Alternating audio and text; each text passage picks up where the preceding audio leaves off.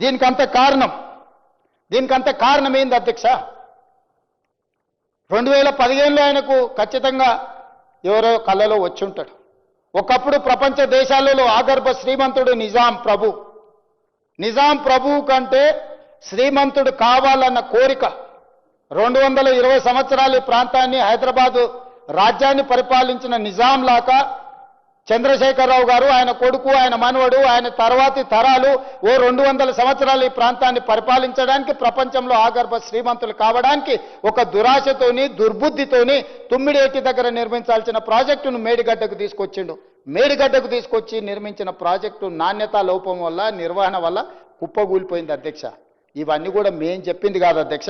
వారి ప్రభుత్వంలోనే, వారు ముఖ్యమంత్రిగా ఉన్నప్పుడే ఆనాడు వాళ్ళ అధికారి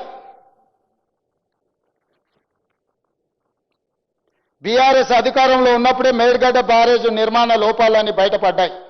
ఈ విషయాన్ని ఇంజనీరింగ్ అధికారులు హెచ్చరించిన ప్రభుత్వం దాచిపెట్టింది. మేడిగడ్డ బ్యారేజ్ వద్ద సీసీ బ్లాక్ డ్యామేజ్లను వెంటనే సరి చెయ్యాలని తారీఖు చెప్తున్న అధ్యక్ష. 18/5/2020 రోజున Kaleshwaram project executive engineer BV Ramanareddy ఎల్ఎన్టీకి ప్రాజెక్టు మేనేజర్కు లేఖ రాసిండే అధ్యక్ష.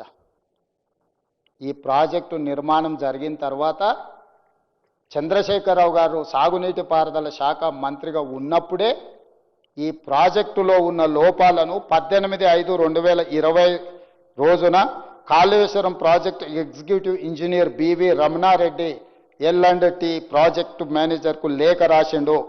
అప్పుడే బ్యారేజ్లో లోపాలు బయటపడ్డాయి.